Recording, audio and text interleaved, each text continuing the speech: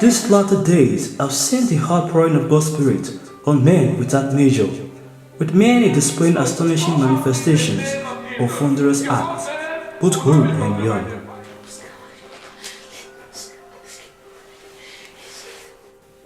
Joel is a spirit-filled young man who enjoys divine guidance from God by virtue of his close walk with Him. He gave his life to Christ at the tender age of 10 and hasn't relented in his commitment since then.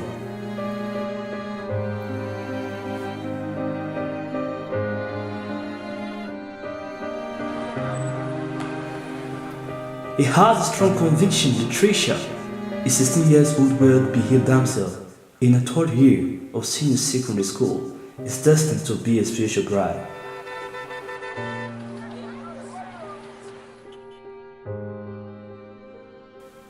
Joel himself is presently 19 years of age and in his first year of learning in the higher institution.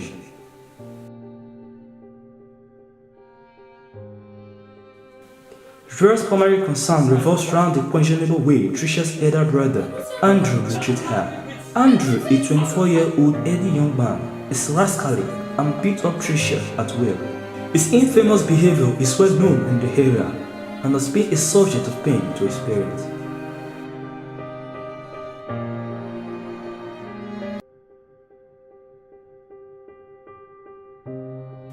Joel sometimes suspects Andrew to be a Yahoo boy, as such hooligans are colloquially called. Though Joel hasn't seen him with flashy cars or loose girls, which happens to be their trademark, his company of friends notwithstanding tells otherwise.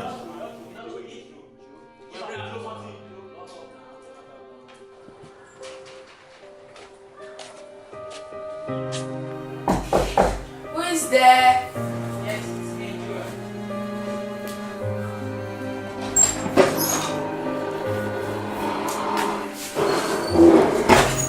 Joel met a shocking sight just this past week as he returned home from school for his first semester break. Tricia's lovely face was all swollen up, a testament to Andrew's unrestrained wrath and hair. He was mad at such operation and could hardly stomach his pain. This brother of yours has a very terrible temper. He has no right to touch you, talk less of injuring you. And your parents are aware of this? They are not at all. God. Something needs to be done about this. Really, how can a man do this to a woman? Knowing fully well that he could not man up to Andrew for fear of being physically manhandled, he turned his concerns to God. But strangely, he is yet to get any direction, unlike before. Perhaps his spiritual radar is being scrambled by emotional turmoil. Andrew is a miscreant. He messed that up totally so badly. What sort of brother does that? This guy just have to see brother. I've sought God's ways on the matter. We haven't gotten any direction on the change.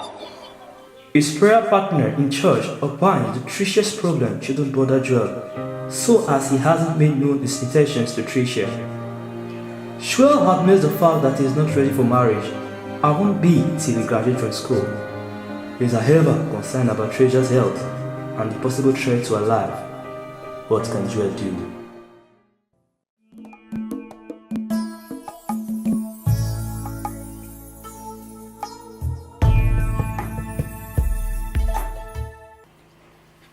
Hello viewers at home, you're welcome to another exciting time on decisions. Like you know, the decisions you make or fail to make either make or mar you. And I'm your host, Abigail Unutaro. The topic we have today is a very dicey one. I call it a play on words. You can't really get to know what it is until you sit back and listen. The topic is my business. For one, they're laughing at me in studio here, but don't mind, never mind.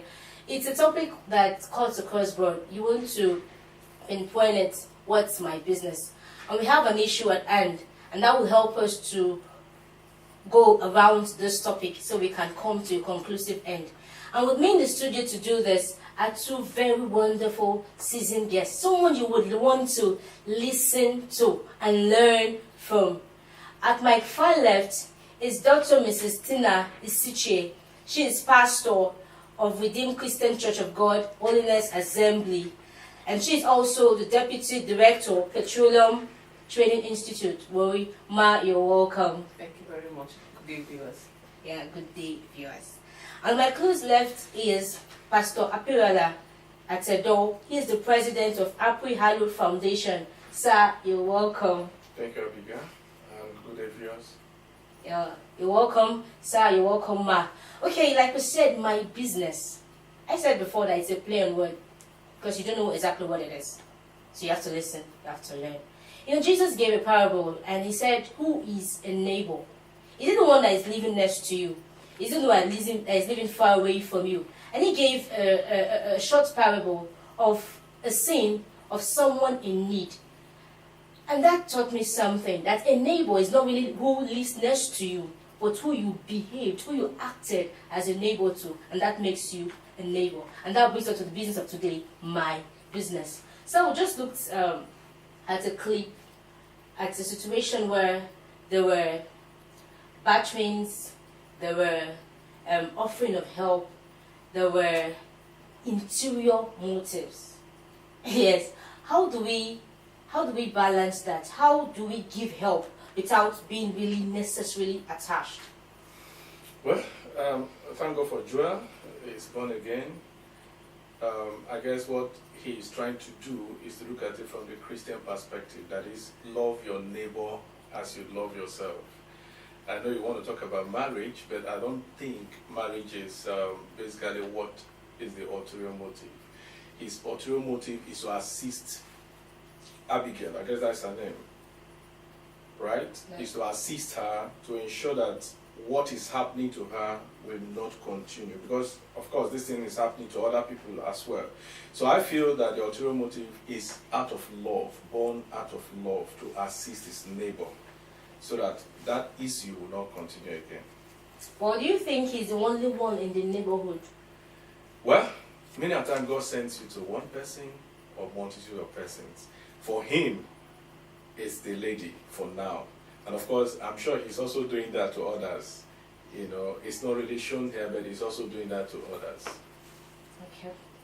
I'm really not really settled with it completely. But I want to talk more on this. Do you think that Joel's offering of help is completely innocent, free of ulterior motive? Well, even though the script doesn't show us the kind of person he was before now, it just told us that he's a Christian. But one may want to believe that the reason why he's showing interest is because he has an interest in Tricia. Okay? It's alright for him to behave as a good neighbor, like he has said. Somebody is in trouble, you are in that neighborhood, and then you show concern. That's okay. Alright? And that's why I don't agree with the friend who told him at the end, you haven't made any commitment, so why bother yourself? It's none of your business. I don't agree that it's none of his business, whether he has an interest or he doesn't have an interest. In the interest of good neighborliness, he should show concern. And perhaps if there were more than one, Joel in that neighborhood who show concern, maybe it wouldn't have escalated, to that stage. Okay. We have some situations where some neighbors, like next door neighbor, is hearing this daily battering in the next door, and they've taken some steps that really brings us to this question: is it your business? How much can a neighbor help in such a case?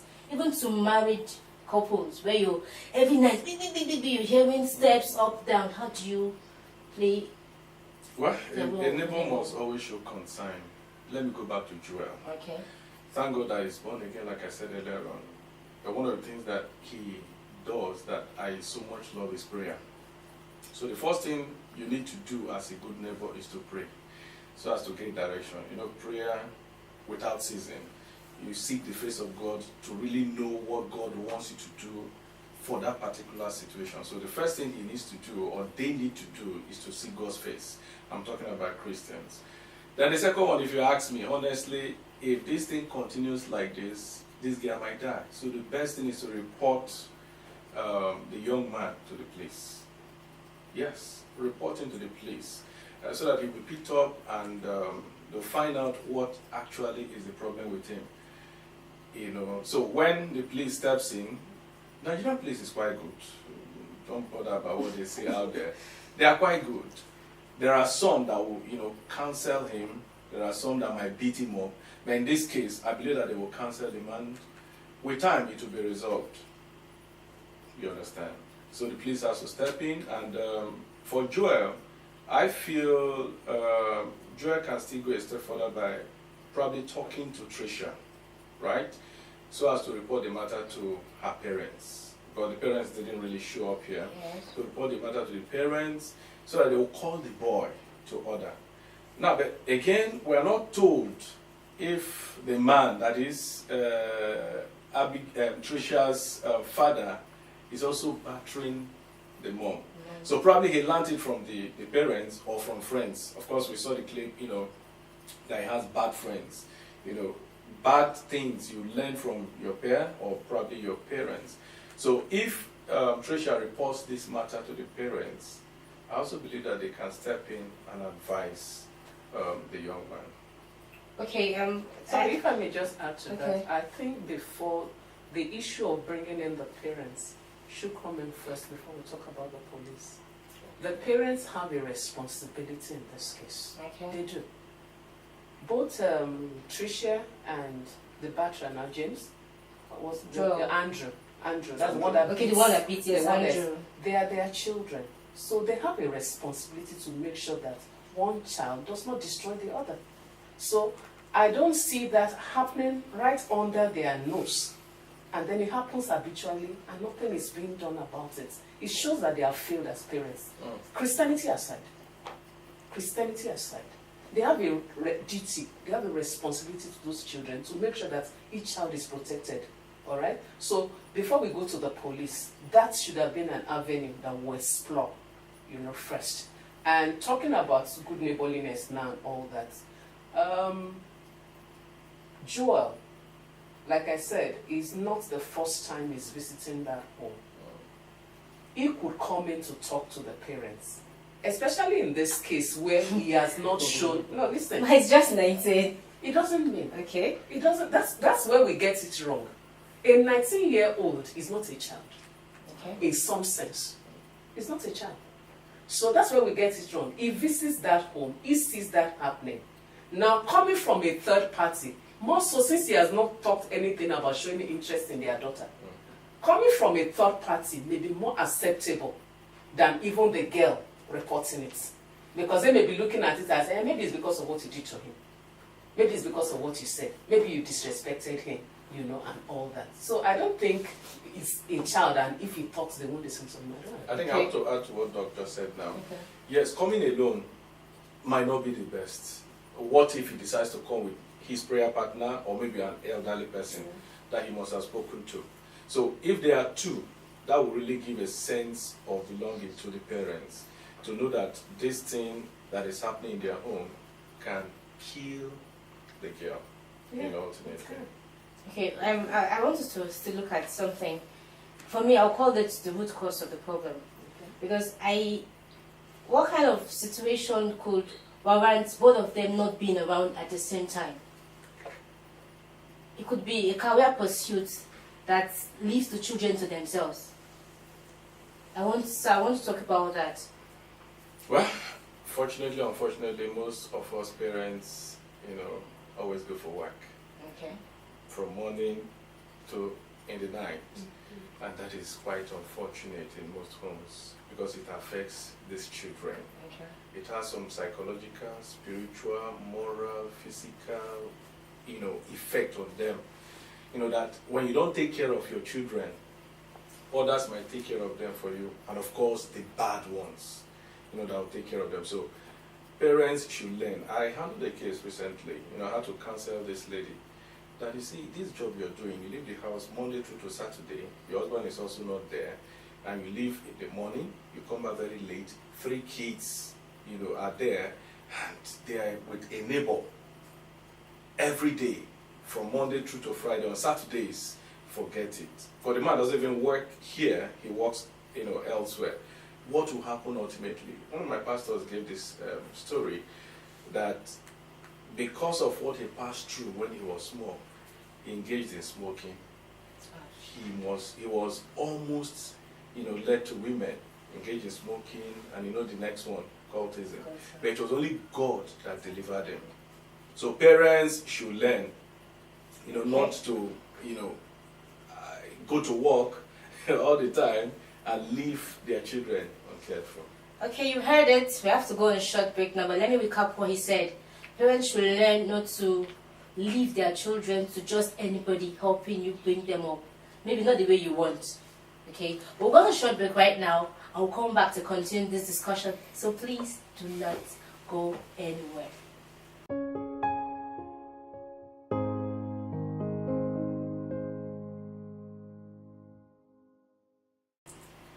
Welcome back, viewers. Before we went, we were talking about the managing of the home, the role of the parents, and the availability of the parents for the children.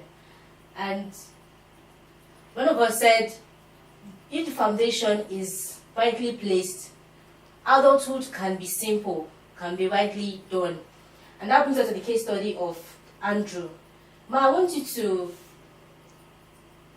tell parents out there that have such situations. I see some cases where even from childhood, okay, he's your elder brother, they just allow the elder one to do what he wants to the younger one. How do you balance that? How do you, okay, this is the disciplinary measure to take on the younger one, this is what not to do? Because some parents actually just leave them. He's a young elder one, go and do what he said and just leave them to themselves, like that. Okay. It ought not to be so. And I agree with him. Sometimes some of these things manifest in what the children see with the parents.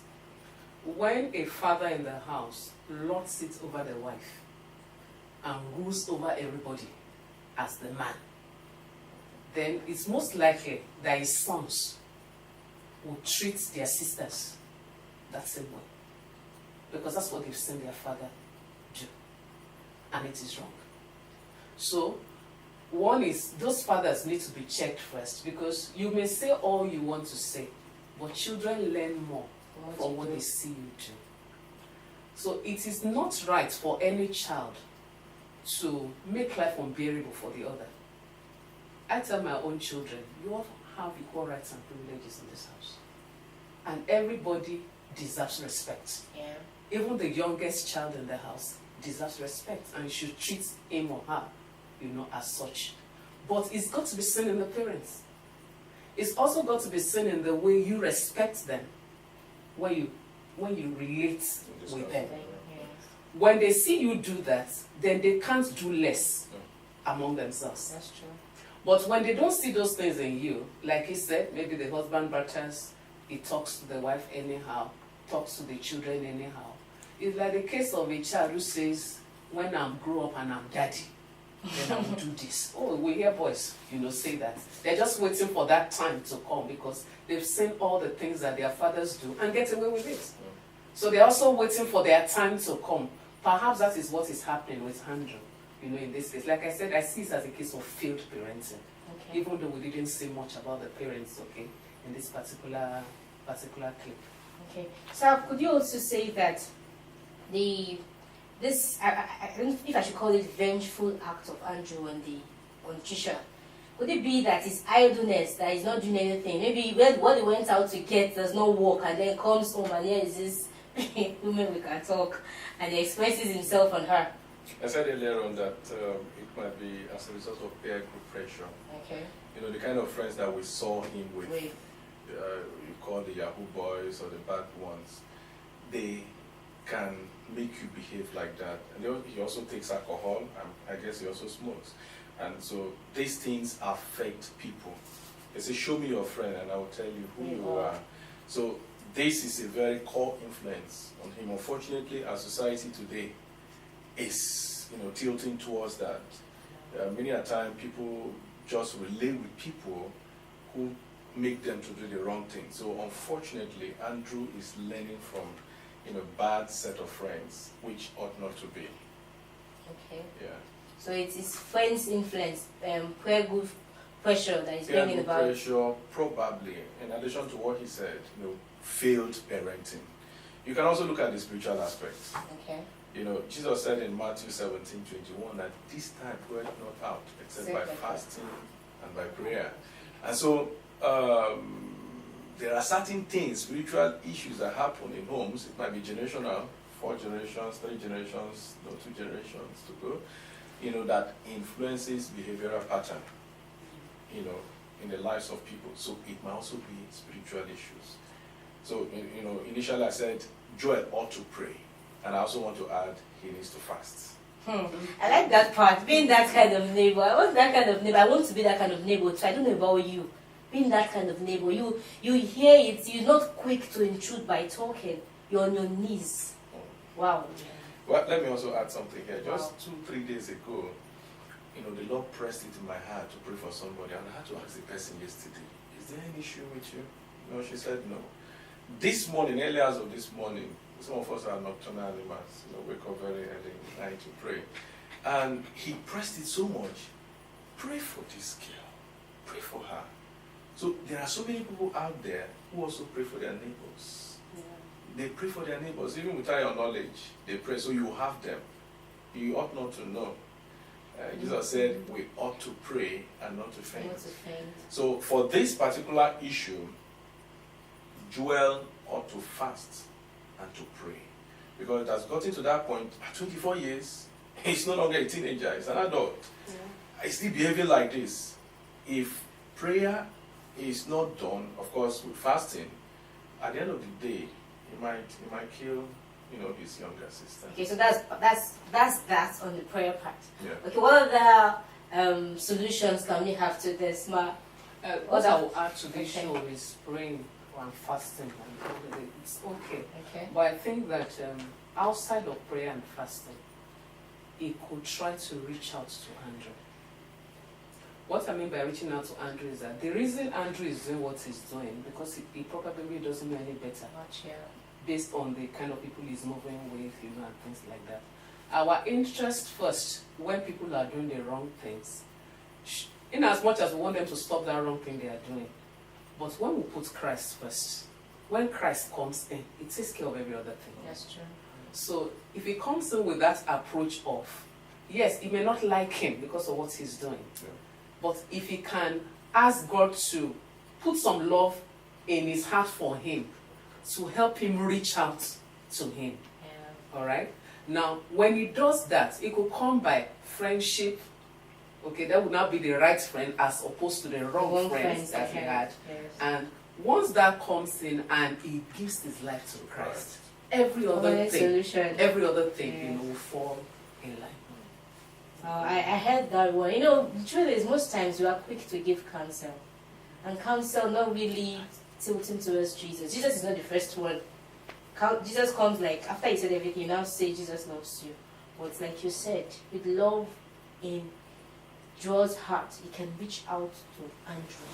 And I want to also look at the area of, we must not go without talking about this. Call me a marriage person, I will take it.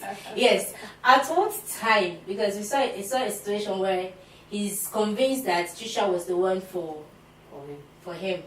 At what time? Is there a time limit that God can show someone is or her life partner? God is omnipotent, omniscient, and omnipresent God. Okay. He's the Almighty God. He can choose at any time to tell you. Somewhere, like she said in the background, God spoke to him at a very tender age. Okay. Jesus, started also manifesting at the age of 12. So God can speak to anybody at any time. For any particular thing, in this case, marriage, he can tell you that, look, your wife, this person is your wife, even when you are 17, 19, like Joel, and at the age of 24, you might decide to get married. So God can speak to you at any time. Okay, so God can speak at any time. Now, please, I want you to bridge the difference, the gap in between this time and when you eventually get married. What's the process? Because I wrote something here that there's emotional involvement deafening our hearing from God. Okay. I want to start by saying I agree with him that God can speak about any issue to anyone Okay. at any age. Okay? And we have examples in the scriptures. Now, when it comes to the issue of marriage, like I said, people seem to be more, have their antennas, pointing. Everybody wants to see, everybody wants to hear. Now, that same Joel, if he had told his parents, for instance, that God told him that he would be a doctor, nobody will say anything wrong with that. Very unlikely. Even as much as God would have revealed that to him at age 10. But we know that there's a process. Even though God has spoken. So God can Before he eventually becomes a doctor. So God could speak about who to marry. But there's also a process. So there is a process. There I'm going is to a stop there. process. There is a process. Okay, we'll have to leave you now because of time. But I want you to give your final words to these persons that find themselves in such dilemma. What should they do? For me, she has said it all. Give your life to Christ. Okay. Jesus is the author and the foundation of our faith. Jesus is the answer to the crisis that people are passing through today. So let them give their life to Christ. Okay, ma'am. Yes, I've spoken about that concerning Joel. Okay, we've said he should pray. Okay, and befriend Andrew. Okay, and try to reach out to him. But I think for Tricia also. All right. The scripture says it's a soft answer turns away rough. All right. So she may also need to be mindful of her utterances, especially knowing the kind of person she's dealing with. Okay. Oh, you did not greet me, didn't you see me? Good morning. Good morning. Rather Okay. than, who are you? Okay, wow, it's been very, very wonderful here. You've heard it.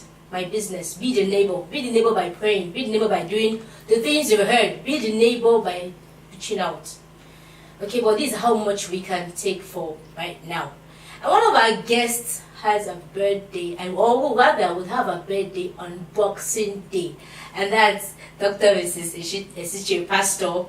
You can reach out to her. You can pray for her, like you said. Be that neighbor in prayer and please send birthday messages. Okay, but this is how much we can go. So you can leave your comments on our social media platforms showing on the screen. You can leave your questions. We want to reach out to you. We want to help you. We want to know what's bugging you. We want to help to get you out of there. That's why we're here. Right now, gotta go. I remain your host, Abigail Tara. Bye for now.